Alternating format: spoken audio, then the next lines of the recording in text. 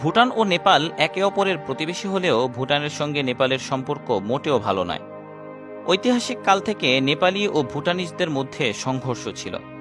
সর্বশেষ ১৯৯০ সালের দিকে তিব্বতীয় সংস্কৃতির সংখ্যাগরিষ্ঠ ভুটানিদের সঙ্গে সেদেশের সংখ্যালঘু নেপালিদের সংঘর্ষ ঘটে।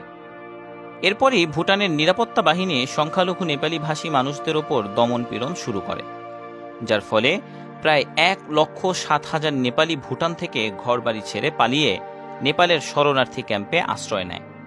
পরবর্তীতে এই বিপুল সংখ্যক নেপালি ভাষী শরণার্থীর নাগরিকত্ব অস্বীকার করে ভুটান সরকার, যার ফলে নেপালের সঙ্গে ভুটানের সম্পর্ক মারাত্মকভাবে অবনীত হয়।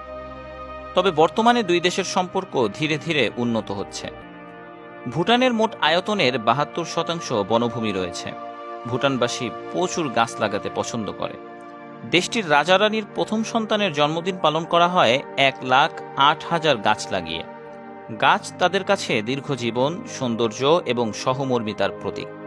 ২০১৫ সালে মাত্র ১ ঘন্টায় ৫০,০০০ গাছের চারা লাগিয়ে ভুটান গিনেস রেকর্ড বুকে স্থান করে নেয়।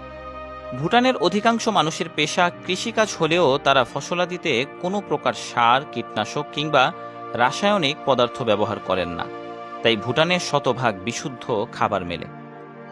ভুটানে নারীদেরই ঘর কিংবা ব্যবসা বাণিজ্য পরিচালনা করতে দেখা যায়। ভুটানিজরা নারী স্বাধীনতায় বিশ্বাসী। এর পেছনে তাদের যুক্তি হল তাদের নিরাপত্তা ও অর্থনৈতিক মুক্তির জন্য নারীর ক্ষমতায়ন অপরিহার্য। ভুটানের রীতি হল বিয়ের পর পুরুষরা যায় শ্বশুরবাড়ি। সাধারণত নারীরা বিয়ে করে স্বামীকে ঘরে তুলে আনে। শুধু তাই নয়, অভিভাবকের সম্পত্তির সম্পূর্ণ ভাগ কন্যা সন্তানেরাই পেয়ে থাকেন। এ কারণে ভুটানে নারীদেরই রাজত্ব চলে। শান্তিপূর্ণ এই দেশটি বহির্বিশ্ব থেকে অন্যদের তুলনায় যোগাযোগ বিচ্ছিন্নই বলা চলে। নিজেদের সংস্কৃতি ও ঐতিহ্যের লালনে ভুটানের মানুষ বহির্বিশ্ব থেকে নিজেদের আলাদা করে রাখতেই পছন্দ করে। ১৯৯৯ সালে প্রথম দেশটিতে ইন্টারনেট ও টেলিভিশনের অনুমতি দেওয়া হয়। ১৯৭০-এর দশকে দেশটিতে প্রথমবারের মতো বিদেশি পর্যটকদের প্রবেশের অনুমতি দেওয়া হয়। ভুটান শুধুমাত্র ৩টি বন্ধুপ্রতিম দেশকে তাদের দেশে দূতাবাস স্থাপনের অনুমতি প্রদান করেছে: বাংলাদেশ, ভারত এবং কুয়েত। বিচ্ছিন্ন মনোভাব থাকলেও কিছু আন্তর্জাতিক ইস্যুতে তারা যথেষ্ট এগিয়ে। যেমন ১৯৯৯ সাল থেকে ভুটানে পলিথিন নিষিদ্ধ করা হয়।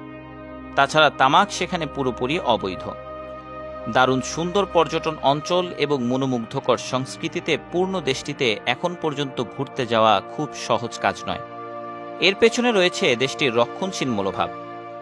দক্ষিণ এশিয়ার, বিশেষ করে বাংলাদেশ, মালদ্বীপ আর ভারতের মানুষ ব্যতীত দেশটিতে অন্য দেশের ভ্রমণ পিপাসুদের প্রবেশের ক্ষেত্রে নানা ধরনের কঠোর নিয়ম কানুন চালু রয়েছে।